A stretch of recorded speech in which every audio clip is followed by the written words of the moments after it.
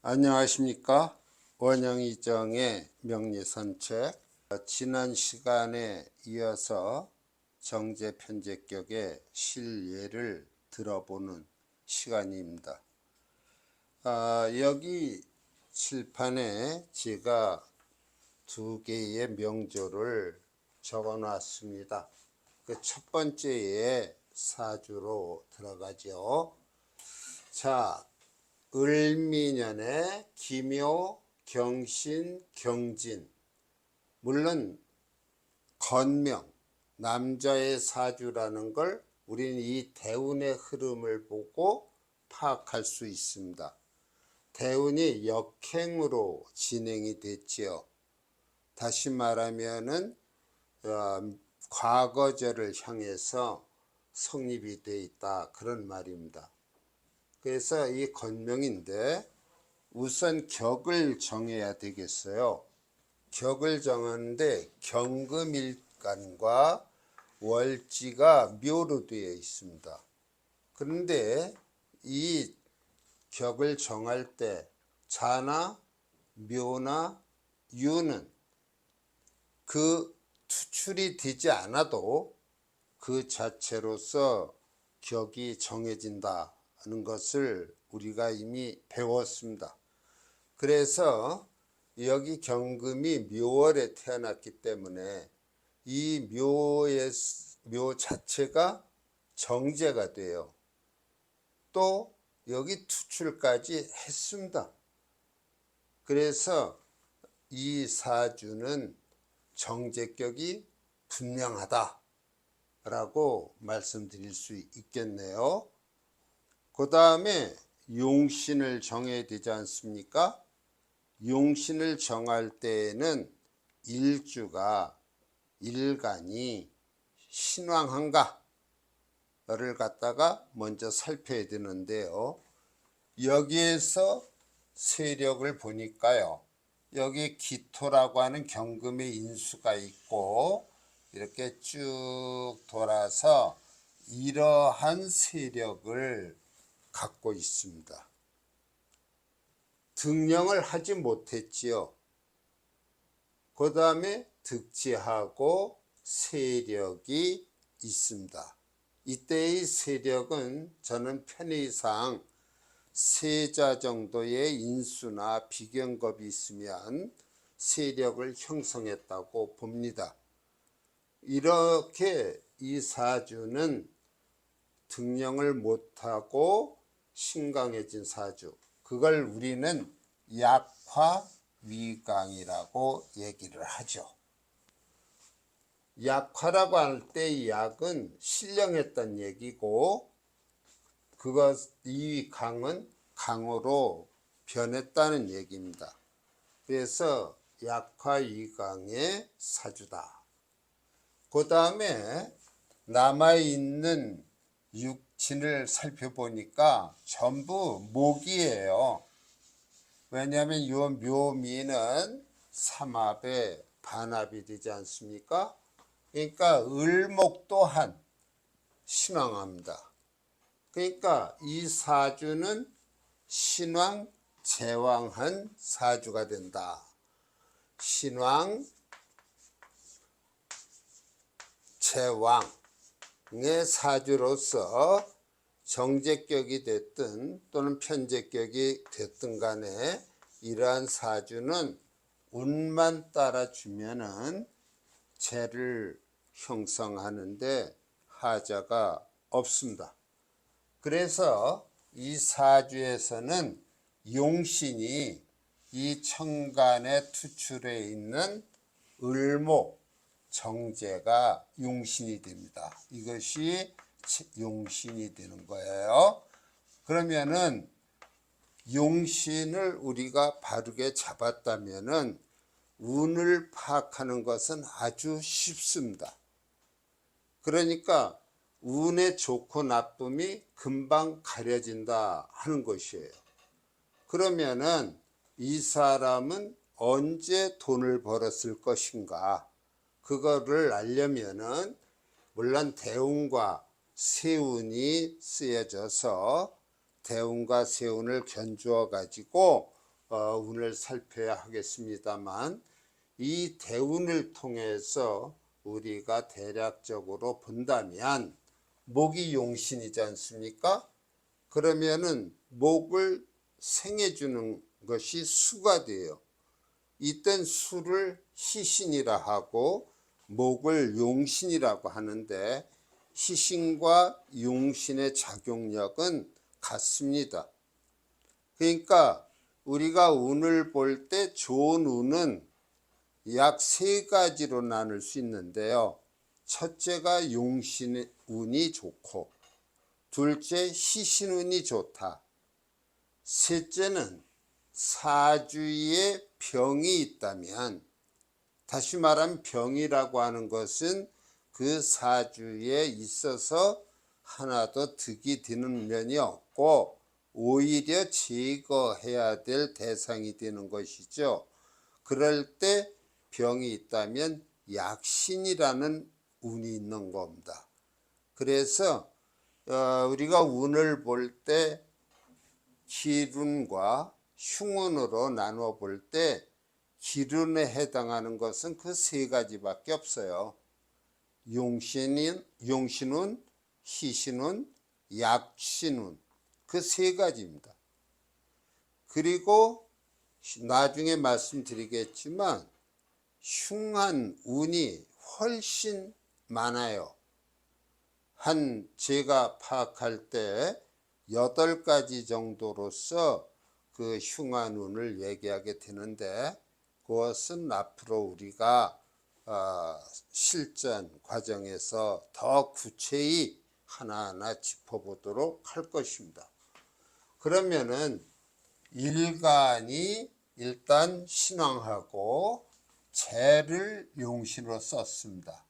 여기에 관이 작동하질 못해요.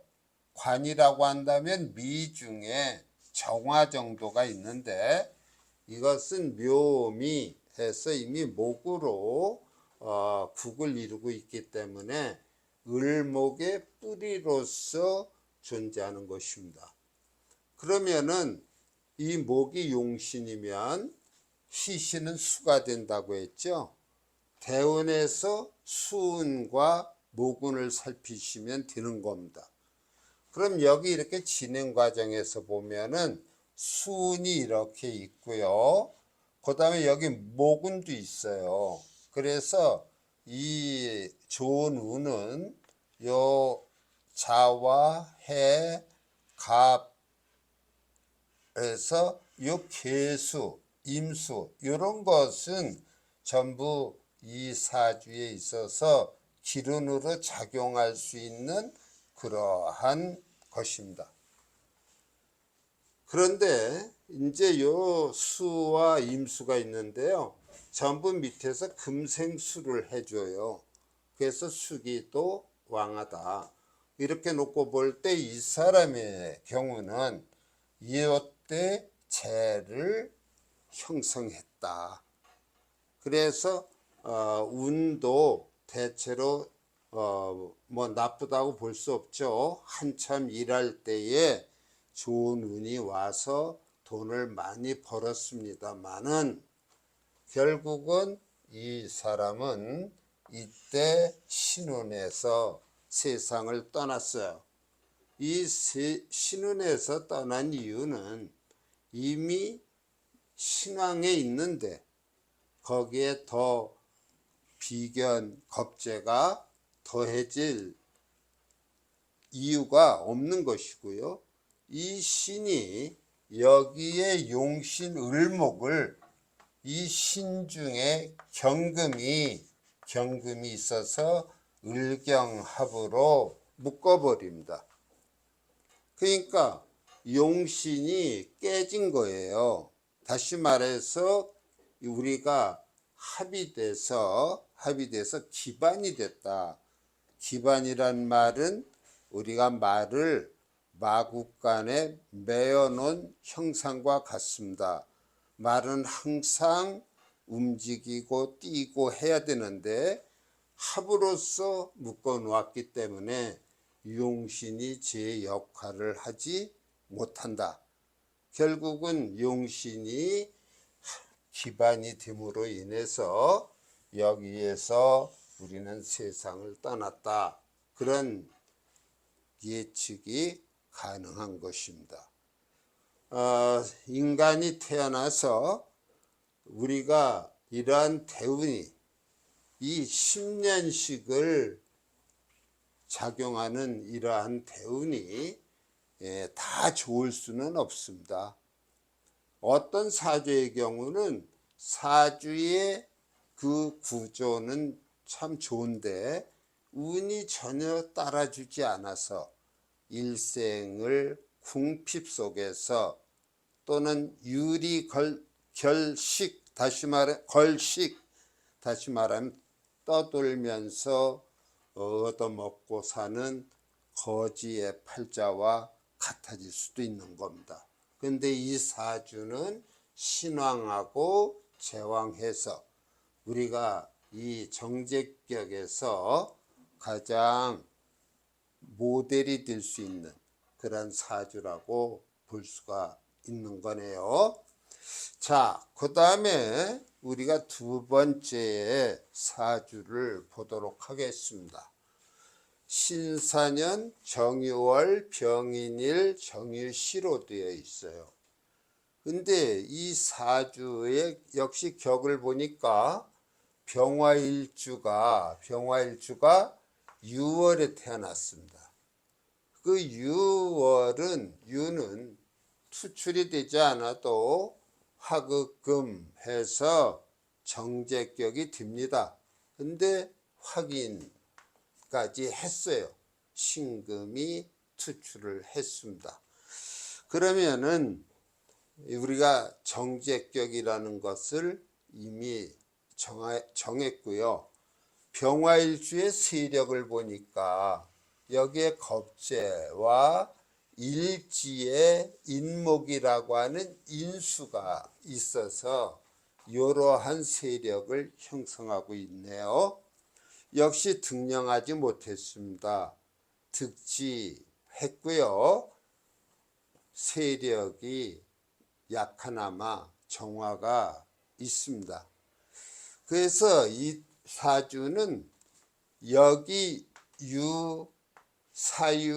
사유는 사유축에 준삼합이 돼서 금국을 이루고 있고 신금이 투출했어요. 글자 수는 네자지만 이 월지를 장악하고 있는 세력이 더 강한 겁니다. 그래서 약간 신약하면서 제가 왕한 사주입니다. 이렇게 될 때에 우리는 인수라든가 또는 견거, 비견거 이 둘 중에서 용신을 쓸 수 있는 건데 여기에서는 인수 용신을 쓰는 것보다는 견겁을 용신으로 쓰는 것이 훨씬 낫습니다.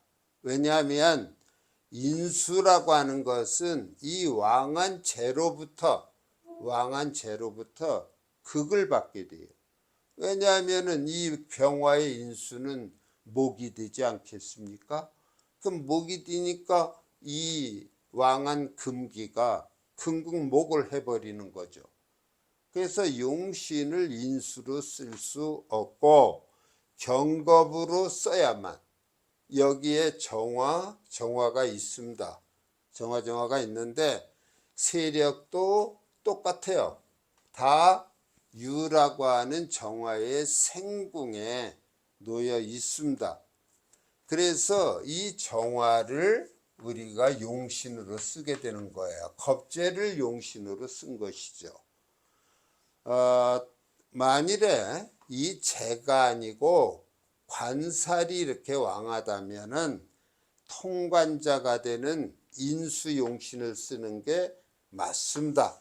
경것보다 인수를 써야만 살인상생으로 들어가는 건데 이것은 정제격이다 보니까 이 재가 왕에서 어떤 도움을 필요로 할 때에는 경겁의 힘을 빌리는 게 원칙입니다. 다시 한번 말씀드리지만 이 제격에 있어서 약간 신약할 때 우리가 도움을 바라게 되는데요. 그때의 도움은 인수보다는 경겁을 써야만 이 왕한제를 억누를 수 있는 것입니다. 그게 이 사주의 하나의 포인트가 될 것입니다. 그러면은 정화라고 하는 것이 용신이 되는 거예요. 그래서 신약 제왕하다라는 얘기를 했고요. 정화 용신이다 했는데 운을 보니까요. 역시 운을 보니까 이 사주는 남자의 사주예요. 왜냐하면 대운이 역행을 했습니다. 그러면은 화가 용신이란 얘기죠. 그러면은 목화운이 좋아요. 목화운이 좋은데 여기서 보면은 여기 을목이 있고 있는데 여기에 병신대운 때 병화나 을미대운 때 을목은 내가 자립해서 경제활동을 할 수 있는 시기엔 좀 일러요. 그래서 이 사주 주인공이 주로 좋았던 시기는 목화운이 되는 이러한 시기가 되는 것입니다. 그 다음에 여기 말년에도 인묘가 있습니다. 그런데 여기서 전부 금극목을 하고 있어서 이때의 견겁은 작용력이 약해질 수밖에 없죠. 여기에서 아마 여기서 세상을 떠났다고 했다면 그 조짐은 이미 묘에서부터 나타났다. 왜냐하면 이 묘가 바로 월지유를 묘유충하고 있고 시지유 또한 묘유충을 하고 있습니다. 그 다음에 여기 이 묘에서 이러한 왕충이 있었고 여기에서 넘어갔다고 하더라도 이 인이 형에 해당이 됩니다. 다시 말하면은 이때의 세상을 떠났다고 봤을 때 이 인수가 결국은 형에 걸리고 그 다음에 또 이 정화가 용신인데 이런 금기가 강하면은 역시 이 금기가 더 왕해지고 정화의 작용력은 약해져서 다시 말하면 용신의 작용력은 약해져서 더 지탱할 힘이 없을 것이라고 우리가 봐지는 것입니다. 그러니까 이 사주는 어떻게 보면은 운에서 다시 말하면 대운에서라도 약간의 도움을 받으면 능히 죄를 감당할 수 있다. 그럴 때 우리가 쓰는 말 중에 득비이재라는 말이 있습니다. 득비이재. 설명을 한다면 비경겁을 득 얻어서 재를 다스린다. 그러니까 신약이 돼도 어느 정도의 세력이 형성돼 있어야만 한다는 것이죠. 신약하면은 다시 말해서 여기 인이라는 뿌리가 인이 아니고 신금이라고 한다면 이 병화일주는 이러한 세력밖에 되지 못합니다. 이러면은 겁재가 둘이 있어서 종도 되지 않고요. 아주 타약한 사주가 돼요. 이럴 때에는 이러한 운이와 또 받아 쓸 수가 없습니다. 그 이치는 며칠 굶은 사람에게 우리가 돼지고기를 몇 근 사서 푹 삶아서 영양 보충하라고 주었다면 그 사람은 그 고기를 소화시킬 수가 없어요. 오히려 더 기를 빼게 하는 그러한 작용이 될 겁니다. 소화를 시키지 못해서. 그래서 더 악화되는 상황이 올 겁니다. 이 득비이제라고 하는 것은 바로 요처럼 약간 신약할 때 운에서 조금만 건드려주면은 능히 이 죄를 제압해서 많은 돈을 벌 수 있는 그런 사주인데, 이 사주는 바로 이러한 운에서 죄를 형성했다고 우리는 생각할 수 있는 겁니다. 이와 같이 오늘 이 시간에는 두 개의 명조를 가지고 말씀드렸는데요.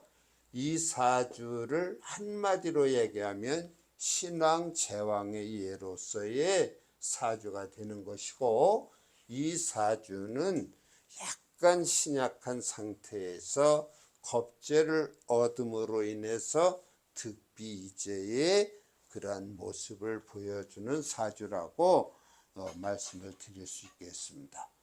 더 디테일한 것은 우리가 암장간까지 살펴서 통변을 해야 되겠지요.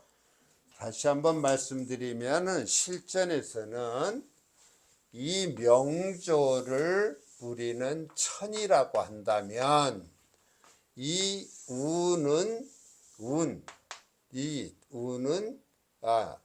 천간, 이 명조에서 천간을 천이라고 한다면 지지는 지가 되고, 그 다음에 이제 여기 유에 뭐 신금이 있다든지 인에 무병갑 같은, 또 이 사에 무경병 같은 그러한 암장을 놓고 얘기할 때 인이 되는 것입니다.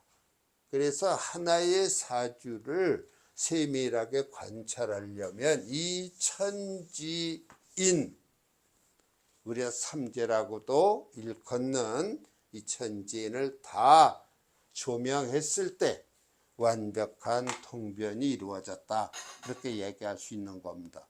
이러한 것은 암장까지 써놓고 설명드릴 수 있는 시간은 실전 파트에서 말씀을 드릴 것입니다. 자, 오늘 강의 여기서 마치겠습니다. 다음 시간에도 역시 편제격에 대한 예시를 통해서 설명을 드리겠습니다. 감사합니다.